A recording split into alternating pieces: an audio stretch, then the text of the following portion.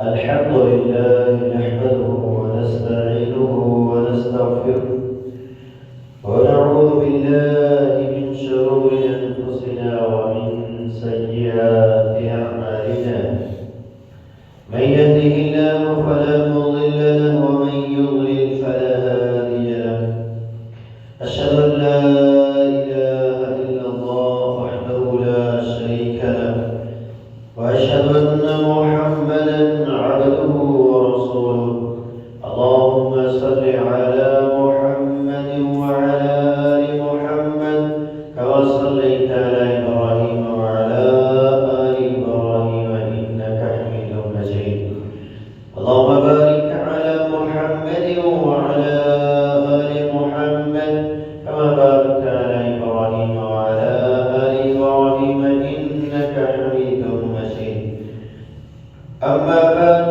فإن أحسن الكلام كلام الله وخير الهدي هدي محمد صلى الله عليه وسلم وشر الأمور محدثاتها وكل محدثة بدعة وكل بدعة ضلالة وكل ضلالة في النار قال الله تبارك وتعالى في القرآن المجيد والفرقان الحميد أعوذ بالله من الشيطان الرجيم يا أيها الذين آمنوا اتقوا الله حق تقاته ولا تموتن إلا وأنتم مسلمون يا أيها الناس اتقوا ربكم الذي خلقكم من نفس واحدة وخلق منها زوجها وبث منهما رجالا كثيرا ونساء واتقوا الله الذي تساءلون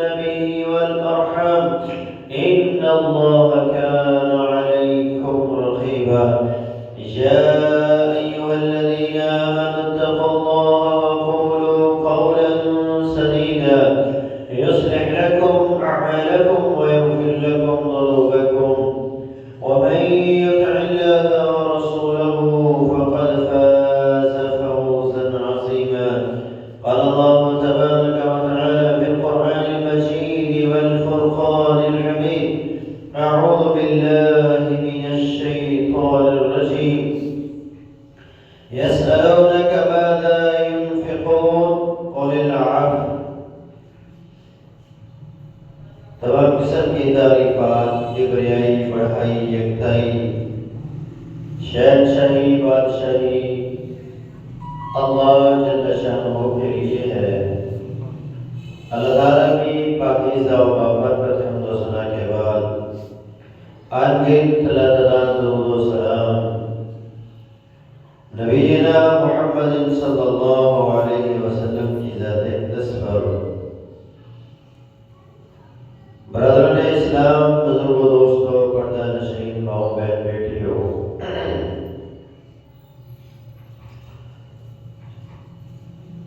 अल्लाह तबारक व तआला कुरान मजीद में इरशाद फरमाते हैं या अय्युहल्लज़ीना आमनु उदखुलू फिस्सिल्मि काफ़ा ऐ ईमान वालों इस्लाम में पूरे के पूरे दाखिल हो जाओ वला तत्तबिउ खुतुवात शैतान और शैतान के नक्शे कदम पर मत चलो।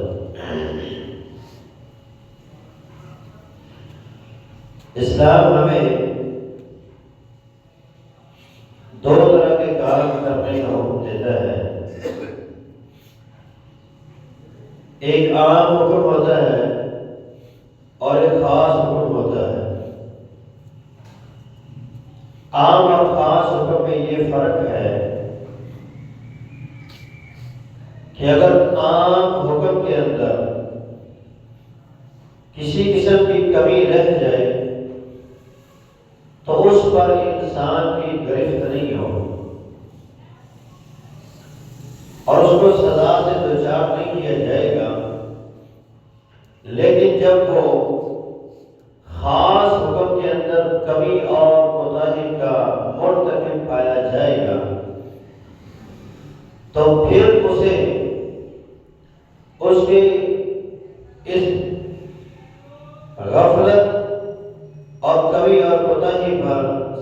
دی جائیں گی۔ مثال کے ساتھ بات کو سمجھاتا ہوں۔ اللہ تبارک و تعالیٰ قرآن مجید میں ارشاد فرماتے ہیں وَاذْكُرُوا اللَّهَ كَثِيرًا لَعَلَّكُمْ تُفْلِحُونَ، تم اللہ کو کثرت سے یاد کرو تاکہ تم کامیاب ہو جاؤ۔ اب یہ کثرت کتنی ہونی چاہیے؟ اس کی کوئی تعداد نہیں ہے۔ دوسرے مقام پہ اللہ فرماتے ہیں فَاذْكُرُوا اللَّهَ قِيَامًا وَقُعُودًا وَعَلَىٰ جُنُوبِكُمْ، کھڑے ہو تب بھی رب کو یاد کرو، بیٹھے ہو تب بھی رب کو یاد کرو، لیٹے ہو تب بھی رب کو یاد کرو۔ یہ عام حکم ہے۔ اب کسی یاد کو اللہ تعالیٰ نے خاص کر دیا اور فرمایا وَأَقِمِ الصَّلَاةَ، تم نماز کو قائم کرو، لِذِكْرِ، میرے ذکر کے لیے، اللہ کی یاد کے لیے نماز کو قائم کرنا ہے۔ اب یہ نماز ہر وقت نہیں ہے، کھڑے ہیں تب، بیٹھے ہیں تب، لیٹے ہیں تب نہیں، بلکہ اللہ تعالیٰ نے دن اور رات کے اندر 5 ایسے اوقات مقرر کر دیے کہ جن پر ہم نے لازماً نماز ادا کرنی۔ اللہ تعالیٰ ارشاد فرماتا ہے ان الصلاة كانت على المؤمنین کتابا موقوتا، اے ایمان والو تمہارے اوپر نماز مقررہ وقت کے اوپر لکھی گئی۔ اب اگر کوئی مومن مسلمان نماز کے اندر کمی اور کوتاہی کرتا ہے، وقت پر ادا نہیں کرتا یا نمازیں چھوڑتا ہے، تو اللہ تبارک و تعالیٰ قرآن مجید میں ارشاد فرماتے ہیں فَخَلَفَ مِن بَعْدِهِمْ خَلْفٌ أَضَاعُوا الصَّلَاةَ وَاتَّبَعُوا الشَّهَوَاتِ فَسَوْفَ يَلْقَوْنَ غَيًّا، کہ ان کے بعد یعنی صحابہ کے بعد، سلف صالحین کے بعد ایسے ناخلف لوگ آ گئے جنہوں نے اپنی نمازوں کو ضائع کر دیا اور انہوں نے اپنی خواہشات کی پیروی کی۔ اللہ ان سب کو جہنم کی غش وادی کے اندر ڈالا۔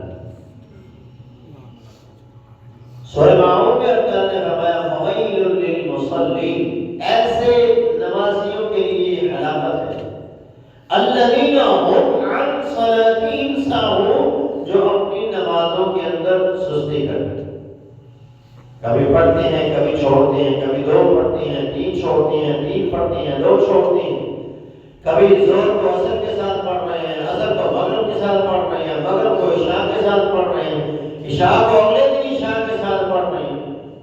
تو یہ ایسے نمازی ہیں کہ جن کے لیے اللہ نے جہنم کی ویل وادی، جہنم کی ویل وادی تیار کی۔ تو بات سمجھ گئے کہ ایک خاص اور ایک عام حکم ہے۔ عام حکم کے اندر اگر کمی اور کوتاہی ہوگی تو اس کے اوپر بندے کی گرفت نہیں ہوگی، لیکن جب اسی عام حکم سے جو اللہ نے خاص حکم دیا ہوتا ہے اس کے اندر کمی اور کوتاہی کرے گا تو پھر سزا سے دوچار ہوگا۔ جس طرح اللہ کی یاد عام اور خاص ہے، اسی طرح اللہ تعالیٰ کا ایک حکم اللہ کے راستے میں خرچ کرنا ہے۔ سورہ البقرہ میں اللہ تبارک و تعالیٰ نے ارشاد فرمایا یسألونک ماذا ينفقون، یہ لوگ آپ سے میرے محبوب آ کر پوچھتے ہیں کہ ہم اللہ کے راستے میں کیا خرچ کریں۔ قل العفو، آپ ان کو بتائیے جو تمہاری ضرورتوں سے زائد ہو سب اللہ کے راستے میں خرچ کریں۔ اب انسان سارا دن محنت و مزدوری مشقت کرتا ہے، دوسرے شہروں دوسرے ملکوں کے سفر کرتا ہے، مال کماتا ہے، اب اس کی ضرورت کیا ہے؟ جسم کا لباس ہے، پہننے کے لیے جوتا ہے اور کھانے کے لیے خوراک ہے۔ اب اس سے جتنا زائد ہوگا اسے اللہ کے راستے میں خرچ کرنا، یہ عام ہوگا اور یہ کام کرنا بڑا اس میں سے ایک عام حکم، اس عام حکم سے خاص حکم دے دیا. کیا تھا؟ کہ تمہارے پاس جو مال ہو وہ جب نصاب میں پہنچ جائے، نصاب میں جب وہ پہنچ جائے تو اس میں سے صرف 2.5% اللہ کے راستے میں خرچ کرے، صرف 2.5%. اور نصاب کیا ہے؟ جب آپ کے پاس سونا 7.5 تولے ہو تو اس پر زکوٰۃ ہوگی. چاندی آپ کے پاس 52 تولے ہو تو اس پر زکوٰۃ ہوگی. آپ کے پاس اتنا مال ہو، اتنی دولت ہو، اتنا بینک بیلنس ہو کہ اس کی مقدار 52 تولے چاندی کو پہنچ جائے تو اس پر آپ کو زکوٰۃ ادا کرنا ہوگی. آپ کی دکان کے اندر جتنا مال پڑا ہے سارے مال کو جمع کر کے اس کی قیمت لگائی جائے گی اور پھر اس میں سے 2.5% اللہ کے راستے میں دیا جائے گا. آپ کی فیکٹری کے اندر جتنا را مٹیریل پڑا ہے، جتنا آپ کے بینک کے اندر آپ کے پاس پیسے ہیں، جتنا مال تیار ہے، جتنا خام مال آپ کے پاس پڑا ہے، سب کو اکٹھا کیا جائے گا اور اس کے اوپر جتنی زکوٰۃ بنے گی وہ آپ کو 2.5% کے حساب سے ادا کرنا ہوگی. آپ کو اللہ نے اگر کسان بنایا ہے، کھیتی باڑی کا کام کرتے ہیں آپ، تو پھر ہر فصل کے اوپر اگر آپ کی زمین آپ اپنا پانی پلاتے ہیں، یعنی کنویں کا پانی اس کو دیتے ہیں، ٹیوبویل لگائے ہوئے ہیں، تو 20 من کے اوپر 1 من اللہ کے راستے میں آپ کو صدقہ کرنا ہوگا. اور اگر آپ کی زمین ایسی ہے جہاں بارشی نظام ہے یا نہری نظام سے آپ اپنی زمین کو سیراب کرتے ہیں، جہاں آپ کا خرچ کچھ نہیں آتا، تو پھر اس صورت کے اندر شریعت نے 10واں حصہ جو ہے وہ لاگو کیا. یعنی 10 من جب ہوگا تو 1 من وہاں آپ کو اللہ کے لیے دینا ہوگا. اگر کسی کے پاس بکریاں ہیں تو 100 بکریوں پر ایک بکری 40 سے لے کر 100 تک اگر بکریاں ہیں تو ایک بکری دینا ہوگی. 100 سے اوپر ہوگا تو پھر ہر 100 کے اوپر ایک بکری اسے دینا ہوگا. اونٹ، گائے، بھینس اگر آپ کے پاس 5 کی تعداد میں ہے تو اس پر ایک بکری اللہ کے لیے آپ کو دینا ہوگی. آپ کے پاس گھر، فیکٹری، کارخانہ یا دکان جو آپ کر رہے ہیں، اس کے علاوہ جو زمین ہے اس کے اوپر بھی آپ کو زکوٰۃ ادا کرنا ہوگا. آپ نے جو دکانیں کرائے پر دی ہیں یا گھر کرائے پر دیے ہوئے ہیں، اس پر بھی جو کرایہ آپ کو آ رہا ہے اگر وہ سال بھر آپ کے پاس جمع رہتا ہے تو اس پر آپ کو زکوٰۃ ادا کرنا ہوگا. اگر وہ ساتھ ساتھ لگ رہا ہے، جس طرح کئی لوگوں کے گھروں کا نظام خرچہ ہی اس چیز پہ چلتا ہے، کرایہ آتا ہے اور وہ اپنا خرچہ چلاتا ہے، تو ایسی صورت کے اندر ان پر زکوٰۃ نہیں ہوگی. یہ نصاب ہے جو میں نے مختصر آپ کے سامنے رکھا ہے. اب اس کا یہ مطلب پتہ نہیں ہے کہ نصاب کو پہنچے تو تبھی اللہ کے راستے میں ہم نے خرچ کرنا. تو رسول اللہ نے فرمایا یہ نصاب ہے، جب نصاب کو پہنچے گا پھر لازم ہو جائے گا کہ آپ کو زکوٰۃ ادا کرنا. اور اگر نصاب کو نہیں پہنچنا تو پھر بھی آپ اپنی دلی خوشی سے اللہ کے راستے میں خرچ کریں. اللہ نے اس پر بڑے بڑے اجر و ثواب سے بندے کو نوازا ہے. نفلی صدقہ اور فردی صدقہ. نفلی صدقے کی بھی حدیث میں بڑی فضیلت بیان ہوئی، تو فردی صدقے کی تو یعنی زکوٰۃ کی جو ہے وہ تو بالاولیٰ اس کی بہت زیادہ فضیلت ہے. اسلام نے جب ہمیں کسی کام کے کرنے کا حکم دیا تو ساتھ میں اس کی اہمیت کو بھی بیان کیا ہے، ساتھ میں اس کی فضیلت بھی بیان کی ہے، تاکہ ہم خوشی سے یہ کام کریں۔ اللہ نے ہمیں پیدا کیا تو جنت بھی بنائی اور جہنم بھی بنائی۔ جنت کا شوق ہمارے دلوں میں پیدا کیا اور جہنم کا ڈر ہمارے دلوں میں پیدا کیا۔ تو یہ ہر عمل کے پیچھے یہی راز مستر ہے کہ ہم نے شوق سے بھی کام کرنا ہے، اس کا یہ فائدہ ہے، اور کبھی اللہ کے ڈر کی وجہ سے بھی کسی کام کو چھوڑنا ہے تو اس کا یہ فائدہ ہے۔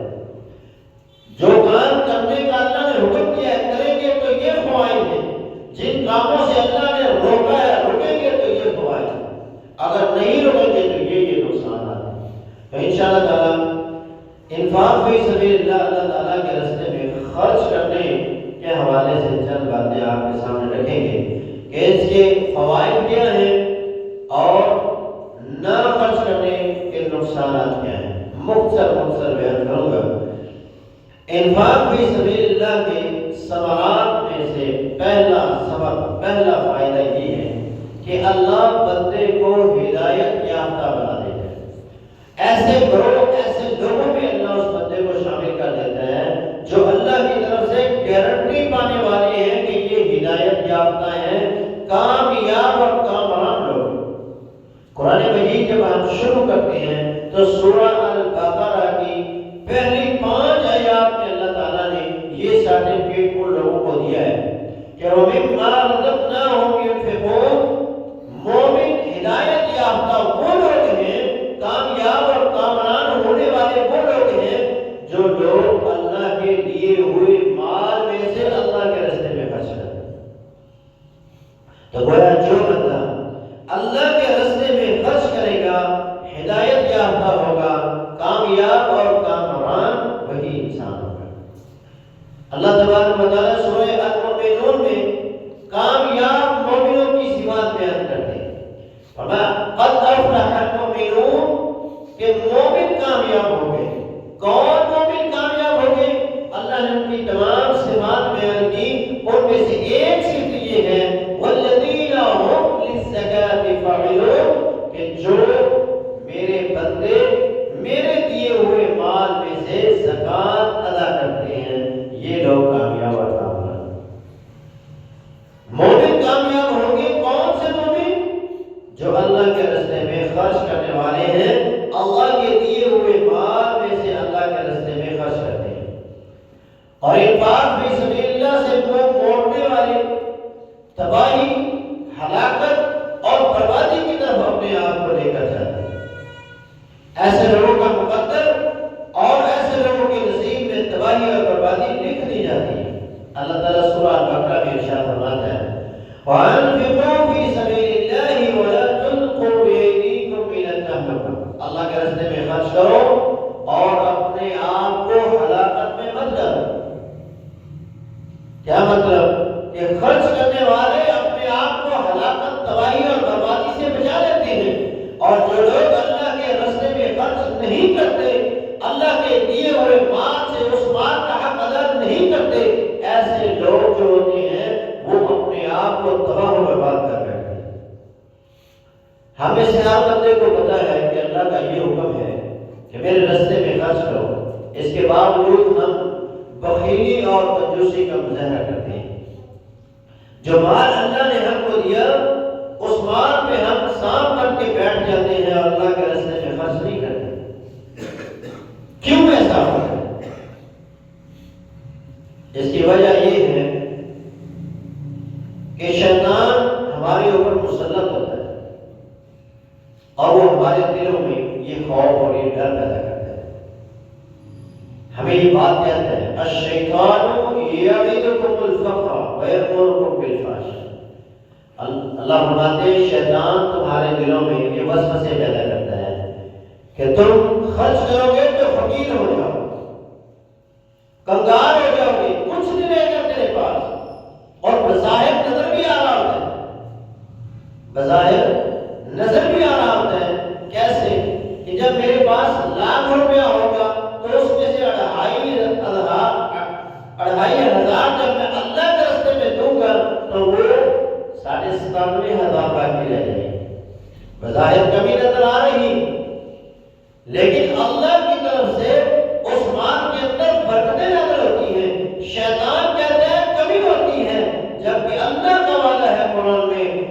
مثل الذين ينفقون أموالهم في سبيل الله كمثل حبة أنبتت 7 سنابل في كل سنبلة 100 حبة والله يضاعف لمن يشاء والله واسع عليم. اللہ کا وعدہ یہ ہے تم میرے راستے میں خرچ کرو میں تمہارے مال کو بڑھا دوں. کتنا بڑھاؤں گا؟ 1 سے لے کر 700 گنا تک بڑھاؤں گا. اگر اخلاص زیادہ ہوا تو 700 سے بھی بڑھا کر دوں گا. کیوں؟ واللہ واسع علیم. اللہ کے پاس جو وسعتیں ہیں وہ کسی اور کے پاس نہیں. تو اللہ کا وعدہ ہے کہ میں زیادہ دیتا ہوں میں بڑھاتا ہوں. جبکہ شیطان کہتا ہے کم ہوتا ہے تو ہم شیطان کی بات مان کر اللہ کے راستے میں اس کے دیے ہوئے مال سے اس کا حق ادا نہیں کرتے. تو یہ ناکامی تباہی اور بربادی کی پہلی سیڑھی ہوتی ہے جب ہم چڑھتے ہیں شیطان کی بات کو مانتے ہیں. اللہ فرماتا ہے وَمَن يُوقَ شُحَّ نَفْسِهِ فَأُولَٰئِكَ هُمُ الْمُفْلِحُونَ. جس بندے کو نفس کی بخیلی سے بچا لیا گیا وہ بندہ کامیاب ہو. جس بندے نے اپنے نفس کو کچل دیا اور اللہ کے راستے میں خرچ کر دیا اللہ اسے کامیاب اور کامران لوگوں میں شامل فرما دیتے ہیں. تو اللہ تعالیٰ ہمیں جو مال اس نے دیا ہے اس میں سے اس کے راستے میں خرچ کر کے ہدایت یافتہ لوگوں میں شامل فرمائے. کامیاب اور کامران ہونے والے گروہ میں اللہ ہمیں شامل فرمائے. انفاق فی سبیل اللہ کا دوسرا فائدہ اللہ اس بندے کو اپنی جنت کا داخلہ عطا فرماتا ہے. ابن خصاصیہ رضی اللہ تعالیٰ عنہ رسول اللہ صلی اللہ علیہ وسلم کے پاس آئے اسلام قبول کیا. رسول اللہ صلی اللہ علیہ وسلم ان سے بیعت لے رہے ہیں. وہ ہاتھ پہ ہاتھ رکھے ہر بات پہ اقرار کرتا جا رہا ہے. جب بات آئی زکات کی اللہ کے راستے میں خرچ کرنے کی اور جہاد کی تو اس نے کہا نہ میں جہاد کروں گا اور نہ میں اللہ کے راستے میں خرچ کروں گا. رسول اللہ صلی اللہ علیہ وسلم نے فرمایا یہ 2 کام تو کیوں نہیں کرے؟ اس نے کہا اللہ کے رسول جنگ و جدال لڑائی جھگڑا مجھے پسند نہیں ہے خون خرابہ مجھے پسند نہیں ہے اس لیے نہیں کروں. فرمایا تو پھر اللہ کے راستے میں کیوں خرچ نہیں کرو گے؟ تو کہنے لگے کہ میرے پاس صرف 10 اونٹ ہیں جن سے میں اپنے گھر والوں کا خرچے کا جو سرکٹ ہے وہ چلاتا ہوں گھر کا نظام جو ہے وہ چلاتا ہوں. تو رسول اللہ صلی اللہ علیہ وسلم نے حضرت ابن خصاصیہ رضی اللہ عنہ کے ہاتھ کو پکڑا. فقبض رسول اللہ صلی اللہ علیہ وسلم بیدیہ ثم حرکها. آپ نے اس کے ہاتھ کو پکڑ کے اس طرح جھنجھوڑا ملایا اور کہا لا صدقۃ ولا جہاد فبما تدخل الجنہ. نہ تو جہاد کرے اور نہ تو اللہ کے راستے میں خرچ کرے بتا تو جنت میں کیسے جائے؟ کیونکہ اللہ نے تو جنت رکھی ہوئی اس چیز کے بدلے میں. ان اللہ اشترى من المؤمنین انفسهم واموالهم بان لهم الجنہ. اے مومنو میں نے تم سے تمہاری جانیں اور تمہارے مال لے کر بدلے میں تمہیں جنت دی ہے. تمہاری جانیں تمہارے مال میرے ہیں اور بدلے میں میری جنت تمہاری ہے. تو یہ تو اللہ کے ساتھ کیا ہوا سودا ہے. جو اس پر قائم رہے گا وہی اللہ کی جنت میں جائے گا. وہی باپ الزکات سے جنت کے اندر داخل ہوگا. اور جس نے اس سودے سے انکار کر دیا اللہ کے راستے میں خرچ نہ کیا جہاد نہ کیا وہ بندہ اللہ کی جنت سے محروم ہوگا.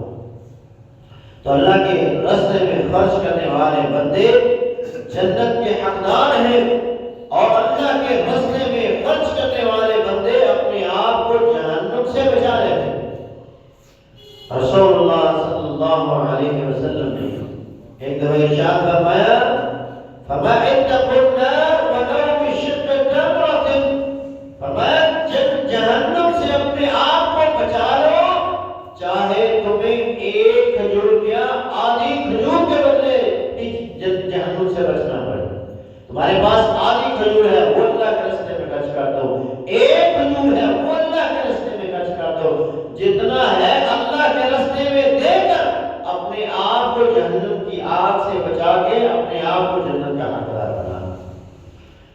تو جنت میں جانے والے لوگ اللہ کے راستے میں خرچ کرنے والے لوگ ہیں۔ جو انسان بخیلی کا مظاہرہ کرتے ہیں، کنجوسی کا مظاہرہ کرتے ہیں، اللہ کے راستے میں خرچ نہیں کرتے، پھر ہوتا کیا ہے؟ اللہ تبارک و تعالیٰ ان پہ پریشانیوں کو نازل فرماتے ہیں، وہ مسائل کے اندر گھرنا شروع ہو جاتے ہیں، مشکلات کا شکار ہو جاتے ہیں۔ نبی علیہ السلام نے فرمایا کہ حدیث میں کہ کنجوس آدمی سے اللہ نظر کے ذریعے سے مال نکلواتا ہے۔ کنجوس بندہ، بخیل بندہ اللہ کے راستے میں خرچ نہیں کرتا، اس پہ پریشانیاں مسائل آتے ہیں، مشکلات ڈیرے ڈالے، پھر کہتا ہے یہ مشکل ختم ہو گئی تو اتنا خرچ کرو، یہ مشکل آپ دور ہوئی تو اتنا خرچ کرو۔ یہاں بھی ایک بات سمجھنے کی ہے کہ نظر کی دو قسمیں، ایک جائز قسم ہے اور ایک ناجائز ہے۔ یہ جو ہمارے یہاں رائج ہے نا، یہ ناجائز قسم ہے۔ اللہ سے شرط لگاتے ہیں، ہم اللہ سے کیا شرط لگاتے ہیں؟ ہماری کیا اوقات ہے کہ ہم اللہ کو اگر ایسا کرے گا تو کرو، اللہ اگر تو میری اس پریشانی کو ختم کرے گا تو پھر میں نماز پڑھوں گا، پھر میں نفل پڑھوں گا، پھر میں روزے رکھوں گا، پھر میں صدقہ کروں گا۔ ہماری کوئی حیثیت نہیں ہے کہ ہم اللہ سے مقابلہ کریں، یہ نظر ناجائز ہے، اس کا ماننا گناہ ہے، لیکن پھر بھی جب کوئی مانتا ہے تو اس کو اس نظر کو پورا کرنا ہے۔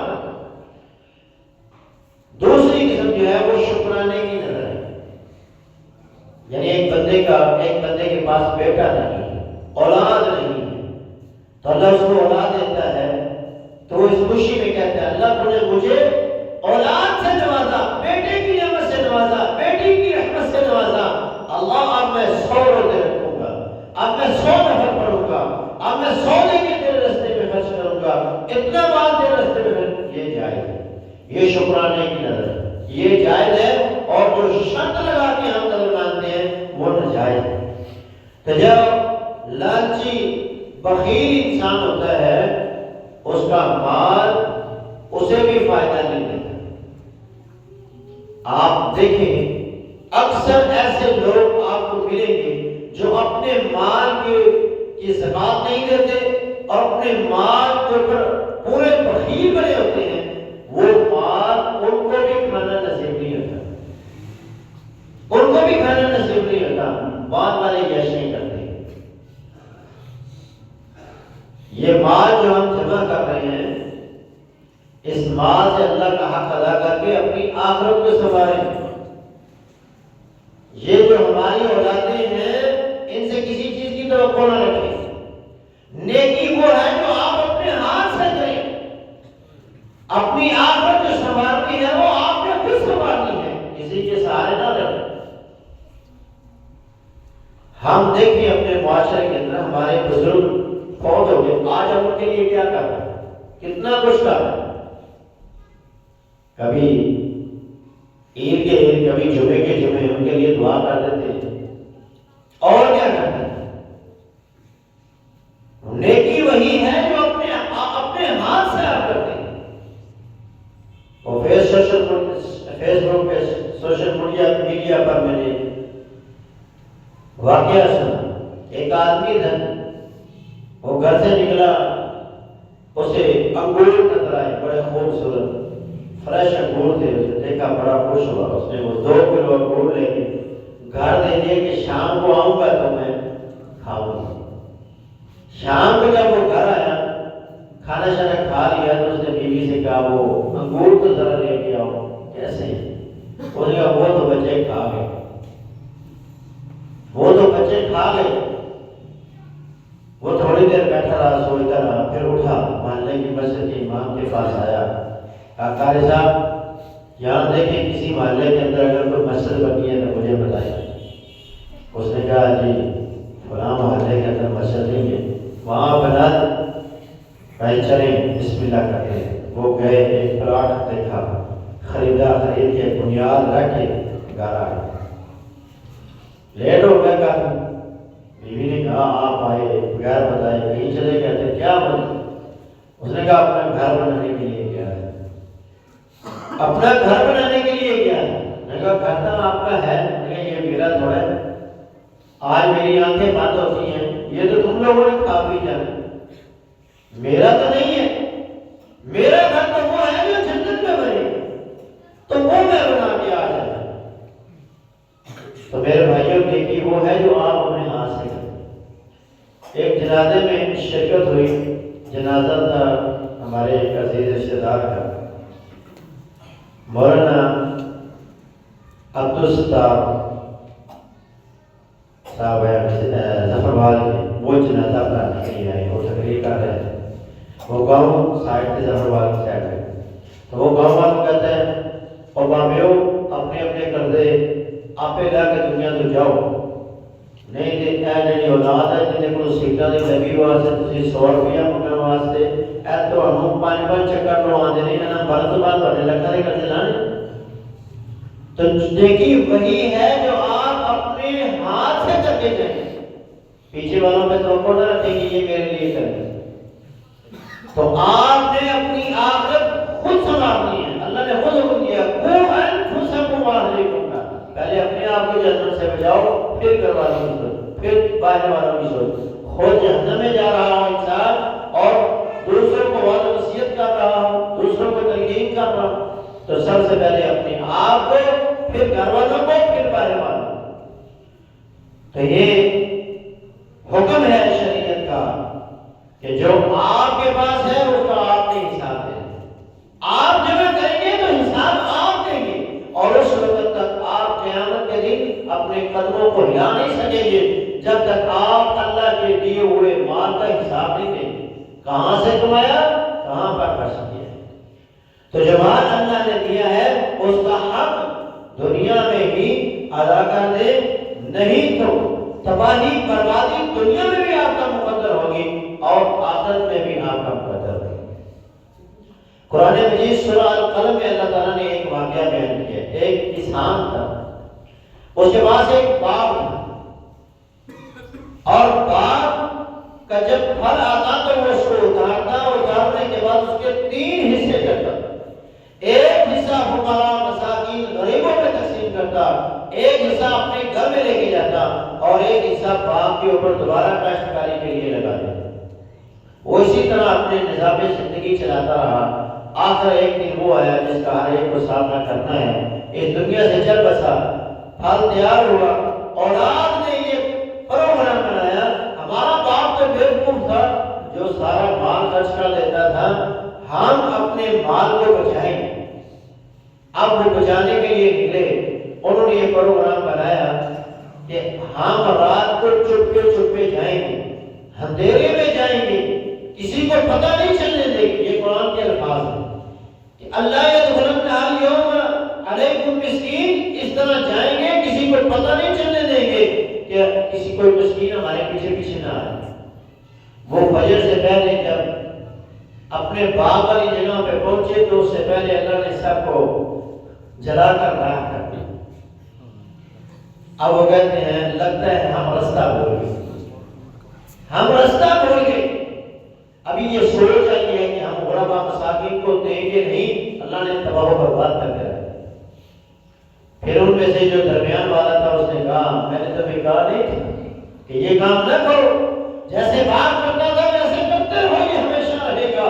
تم لوگوں نے اپنی منمانی کی ہے, اب اللہ کے عذاب کو چکھو, اب اللہ سے غفلت مانگو, اپنی غلطی تسلیم کرو اور رب سے معافی مانگو کہ اللہ ہمیں ہمارا باپ دوبارہ لوٹا دے. اور دوسری طرف وہ بندہ ہے جو اللہ کے راستے میں خرچ کرتا ہے. یہ بندہ بھی اپنے باپ کے 3 حصے کرتا تھا. اور حضرت ابو ہریرہ رضی اللہ عنہ کی یہ روایت بیان کرتے ہیں کہ ایک آدمی کہیں سے گزر رہا تھا تو بادلوں سے یہ آواز ہے اس میں حدیقت فلان, جاؤ فلاں کے باغ کو پانی پلاؤ. وہ کہتا ہے میں حیران ہوا, نہ اس یہاں نزدیک کوئی گاؤں نظر آتا ہے, کوئی چیز نظر نہیں آتی. کہتا ہے میں بھی اس بادل کے نیچے نیچے چلتا گیا یہاں تک کہ وہ بادل ایک پہاڑ پہ برسا اور وہ پانی جو تھا وہ ایک ندی نالے کی شکل اختیار کرتا ہے اور پھر وہ پانی چلتا ہے. جس طرح وہ پانی جاتا ہے میں اس کے پیچھے پیچھے جا رہا ہوں. اور پھر میں نے آگے دیکھا کہ ایک آدمی اپنے کندھے پر کئی رکھے ہوئے باغ کی جو نالیاں ہیں وہ صحیح کر رہا ہے. تو وہ باغ کو پانی دیتا ہے. تو کہتے ہیں میں نے اس سے پوچھا تو کیا کام کرتا ہے؟ اللہ بادلوں کو حکم دے رہا ہے جاؤ فلاں آدمی کے باغ کو پانی پلا. تیرا نام فلاں؟ اس نے کہا یہی میرا نام. تو یہ اللہ کے فیصلے ہیں. جو اللہ کے لیے خرچ کرتے ہیں اللہ پریشانیاں مصائب مشکلات سے ان بندوں کو محفوظ کر دیتے ہیں. اور جو لوگ اللہ کے راستے میں دیتے نہیں اللہ ان کو تباہ و برباد کر دیتے ہیں. وہ ایک حدیث میں آتا ہے اللہ ہر روز زمین پر 2 فرشتوں کو اتارتا ہے. ایک یہ دعا کرتا ہے اللہ جو تیرے راستے میں دے رہا ہے تو اس کو اور عطا کر. اور دوسرا فرشتہ یہ دعا کرتا ہے جو تیرے راستے میں نہیں دیتا اس کے بعد جو ہے وہ بھی طرف کر, وہ بھی واپس دے. تو فرشتے جس کے لیے بد دعا کریں گے اس کی تباہی بربادی یقینی ہے, وہ مطلب بچ نہیں سکتا. تو اس تباہی اور بربادی سے بچنے کے لیے اللہ کے راستے میں خرچ کریں. خرچ کرنے والا بندہ کبھی نامراد نہیں رہتا. اللہ اس کی جھولیوں کو بھرتا ہے, وہ کبھی خالی ہاتھ نہیں رہتا, ہمیشہ اس کے ہاتھ بھرے رہتے ہیں. وہ کسی کہنے والے نے کہا جس چیز کی کمی تمہارے پاس ہو وہ بانٹنا شروع کر دو. اگر دولت چاہیے تو دولت بانٹو, اللہ دولت دے گا. اگر لباس بانٹو گے تو اللہ لباس دے گا.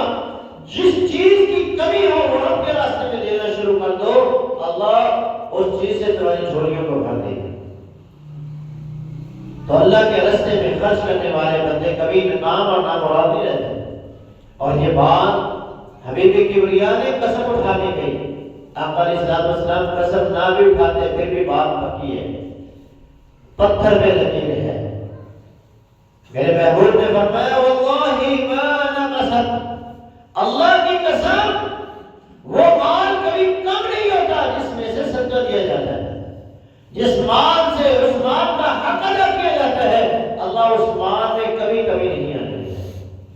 تو صدقہ کرنے والے کامیاب کامران, ہدایت یافتہ, جنت کے حقدار اور عذاب جہنم مشکلات اور پریشانیوں سے اپنے آپ کو بچا لیتے ہیں. اور نہ کرنے والے ان کے متضاد جتنی بھی چیزیں ہیں ان کا شکار ہوتے ہیں. موت کے وقت ایسے لوگ رسوائی کا سامنا کرتے ہیں. سیدنا عبداللہ ابن عباس کے بارے میں آتا ہے, یہ مفسر قرآن ہے, ارشاد فرماتے ہیں کہ جب موت کا وقت آئے گا تو ایک مومن ایک مسلمان یہ بات کہے گا کاش کہ مجھے تھوڑا سا وقت مل جائے, میں اللہ کے راستے میں صدقہ کروں اور میں نیک لوگوں میں سے ہو جاؤں. کسی نے کہا عبداللہ یہ تو کافر کہیں, یا کہا آپ نے سورہ منافقون نہیں پڑھی؟ اللہ نے مومنوں کا ذکر کیا ہے, ایمان والوں کا ذکر کیا ہے کہ وہ خواہش کریں گے. فرمایا پھر یہ کون لوگ ہوں گے؟ فرمایا جو زکات نہیں دیتے تھے. صدقے سے مراد زکات ہے اور صالحین سے مراد حجاج ہے. کہ جو لوگ دنیا میں صدقہ نہیں کرتے تھے وہ خواہش کریں گے کاش کہ ہمیں صدقے وقت میں جائے اور ہم اللہ کے راستے میں صدقہ کریں. لولا اخرتنی الى اجل قریب فاصدق واکن من الصالحین. لیکن یاد رکھو وہاں پھر وقت اور مہلت نہیں ملی. پھر سوائے ندامت اور پریشانی کے انسان کے ہاتھ میں کچھ نہیں آئے. قبر میں پہنچے گا تو قبر میں آپ کا صدقہ ہمارا صدقہ ہماری بائیں سائڈ سے عذاب قبر سے ہمیں محفوظ کرے. پاؤں کی طرف سے نماز ہمیں, مسجد کی طرف چل کے آنا ہمیں, سر کی طرف سے قرآن ہماری حفاظت کرے گا.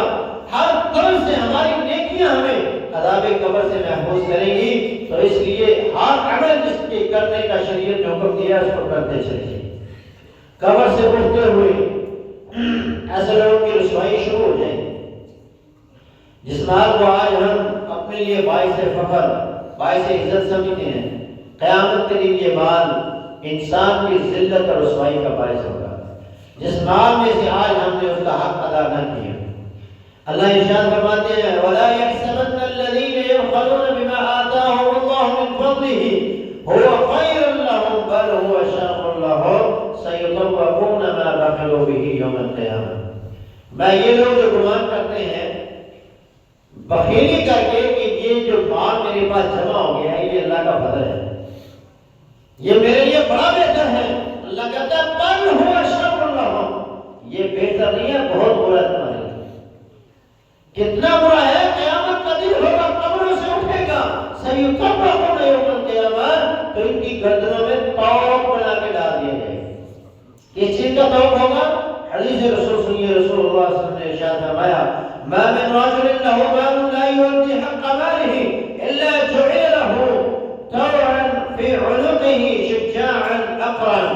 فرمایا قیامت کے دن جس مال سے زکات نہ دی گئی، صدقہ نہ کیا گیا، وہ مال قیامت کے دن انسان کے لیے طوق بنا کے اس کے گلے میں ڈالا جائے گا، اور وہ طوق ایک گنجے سانپ کی شکل میں ہوگا۔ لہو زبیبتان، اس کی دو زبانیں ہوں اور دونوں زبانوں سے اسے ڈسے گا اور کہے گا انا کنزک انا مالک، جو دنیا میں تو کنز کر کے مجھے جمع کر کے رکھتا رہا، میں تیرا وہی مال ہوں، تیرا وہی خزانہ۔ کتنی بڑی رسوائی ہو، پوری کائنات کے سامنے انسان اس طرح ذلیل ہوتا ہوا جا رہا ہو، سانپ اسے ڈستے جا رہے ہیں اور وہ رب کے سامنے پیش ہوگا۔ میدان معاشر میں ایک اور رسوائی جو قرآن مجید سورۃ توبہ میں اللہ تعالیٰ ارشاد فرماتے ہیں یوم یحمى علیہا فی نار جہنم فتقوی بہا جباہہم وجنوبہم وظہورہم ھذا ما کنزتم لانفسکم فذوقوا العذاب بما کنتم تکنزون۔ عبداللہ ابن مسعود اس آیت کی تفسیر بیان کرتے ہوئے ارشاد فرماتے ہیں کہ انسان کے وہ دن و دینار، انسان کا وہ مال جو دنیا میں جمع کر کے رکھتا رہا اور اس میں سے اللہ کا حق ادا نہ کیا، اس نے زکات ادا نہ کی، اس نے قیامت کے دن ایک بہت بڑی پلیٹ کے اندر اس کے وہ سارے مال کو رکھا جائے گا، کوئی درہم دوسرے درہم کے اوپر نہیں ہوگا، ایک کے ساتھ دوسرا رکھا جائے گا، اور جتنا اس کا مال ہوگا وہ اس پلیٹ کے اندر ڈال کے اسے دبایا جائے گا اور پھر اس کو مہر بنا دیا جائے گا، پھر اس کی پیشانی کو داغا جائے گا، اس کے پیروں کو داغا جائے گا اور اس کی پشت کو داغا جائے گا۔ شاگرد کہتا ہے استاد محترم ذرا بتائیے، یہاں اللہ نے پیشانیوں کا ذکر کیا، پیروں کا ذکر کیا، پشت کا ذکر کیا، اس کی کیا وجہ ہے؟ عبداللہ ابن مسعود فرماتے ہیں کہ جب سائل اس کے پاس آ رہا ہوتا تھا تو یہ اپنے ماتھے پر ڈال دیتا تھا، اس وجہ سے اس کی پیشانی کو ڈالا جائے گا۔ جب حقدار اس کے دروازے پہ آتا تھا تو اس کو غصہ چڑھتا تھا اور یہ پیشانی پہ بل چڑھاتا تھا، جب سائل اس کے پاس آتا تو یہ اس سے چھپنے کی کوشش کرتا اور اپنے پہلو کو پھیر لیتا، اور جب وہ اس کو پہچان لیتا، روک لیتا، اس سے بات کرتا اور وہ اس سے مانگتا تو یہ اس کی طرف پیٹ پھیر کے کھڑا ہو جاتا اور اس کو جواب تک نہ دیتا، اس لیے اس کی پشت کو بھی نہ کرتا۔ تو جو مال اللہ نے دیا ہے اس مال سے اس کا حق ادا کریں، نہیں تو قیامت کے دن بہت بڑی ذلت جو ہے وہ انسان کا مقدر ہے۔ مال کا حق کیا ہے کہ آپ کے پاس جتنا مال ہے اس میں سے 2.5% اللہ کے راستے میں آپ نے دینا ہے اور ہر سال دینا ہے۔ ہمارے یہاں یہ بھی لوگوں میں پایا جاتا ہے ایک دفعہ زکات دے دی ہے اس مال کی، اب آگے اس کی نہیں دے۔ جو سونا آپ کے پاس ہے، جو چاندی آپ کے پاس ہے، جو نقدی آپ کے پاس ہے، جو مال آپ کے پاس جمع ہے، اس تمام مال کے اوپر آپ کو ہر سال زکات ادا کرنا ہوگی۔ اور دینا کن کو ہے؟ اللہ نے 8 مسائل قرآن میں بیان کیے ہیں۔ فقراء جن کے پاس کچھ نہیں ہے، کنگال ہیں، تنگ دست ہیں، غربت کی زندگی جی رہے ہیں۔ مساکین جن کے پاس آمدنی تو ہے لیکن اتنی نہیں ہے کہ وہ اپنے گھر کا نظام اچھے طریقے سے چلا سکے۔ مثال کے طور ایک بندے کی 20-25 ہزار 30 ہزار تنخواہ ہے، کرائے کا مکان ہے اور 7-8 لوگ افراد کھانے والے ہیں، بچوں کے اسکول کی فیسیں ہیں، اس طرح نظام چلانا بہت مشکل ہوتا ہے۔ تو ایسی صورت کے اندر ان پر خرچ کرنا چاہیے۔ مساکین، غرباء، عاملین، جو لوگ زکات جمع کرتے ہیں وہ اس میں سے اپنا حق لے سکتے ہیں۔ मुअल्लफ़त القلوب، लोगों के दिलों को मिलाने के लिए, यानी ऐसे लोग कि जो नए नए मुसलमान होते हैं, या कि आपको पता चल रहा है कि मैं इसको दावत दे रहा हूँ और ये मेरी बात सुन रहा है, मेरे खर्च करने से ये इस्लाम की तरफ आएगा, मुसलमान हो जाएगा, तो ऐसे बंदे पर खर्च किया जा सकता है। कैदी, ऐसे लोग जो बगैर किसी वजह के कैद हो गए या कैद हो गए, तो उन कैदियों को, यानी गुलामी का जो निज़ाम था, उस उन कैदियों को आज़ाद कराने के अंदर खर्च कर सकते हैं। कर्जदार, अल्लाह के रास्ते में, यानी जितने भी फी सबिलिल्लाह काम होते हैं उन्हें, मुसाफिर, चाहे वो मालदार ही क्यों ना हो, अगर उसका ज़्यादा राह खत्म हो गया तो उसे भी दिया जाएगा। इसी तरह जो माल आप खर्च करेंगे वो खालिसन अल्लाह के रज़ा के लिए खर्च करना है। जो माल आपने देना है वो अपने माल का बेहतरीन हिस्सा निकाल के दें। रद्दी और निकम्मा माल अल्लाह के रास्ते में खर्च नहीं करता। वो एक फकीर एक रेडी वाले के पास जाता है, वो कहता है अल्लाह के नाम पे कुछ दे दो, तो रेडी वाला जो है वो गंदा जो सेब या अमरूद या टमाटर जो भी होती है वो उठा कर उसको दे देता है, और फिर वो फकीर जो होता है उसको 10 रुपए निकाल के देता है, 10 रुपए का मुझे दे दो, तो वो एक अच्छा सा उठा के उसको देता है और कहता है अल्लाह देख तेरे नाम पे इसने घटिया रद्दी माल दिया और 10 रुपए के बदले इसने अच्छा माल दिया। तो अल्लाह के रास्ते में अच्छे से अच्छा माल खर्च करना है, रद्दी और निकम्मा माल अल्लाह के रास्ते में खर्च नहीं करना। एहसान कभी नहीं जतलाना कि मैंने तुझ पे खर्च किया तो बड़ा नमक हराम है, ऐसी बात कभी अपनी जुबान से न निकालें। अगर आपने ये बात निकाल दी तो आपका सारा अजर सवाब ज़ाया हो जाएगा। छुपा कर देना है, जो माल आप खर्च कर रहे हैं लोगों के सामने उसकी तशहीर ना करें, फेसबुक यूट्यूब इस पे आप चर्चे न करें कि मैंने इतना सदका किया, मैंने इतना खराब किया, ऐसा काम ना करें। तो ऐसा करने वाला अल्लाह के अर्श के साए में जाएगा। अल्लाह ताला से दुआ है कि अल्लाह ताला हमें जो माल उसने दिया है उसमें से खर्च करने की तौफीक अता फरमाए। अक़ूलु क़ौली हाज़ा।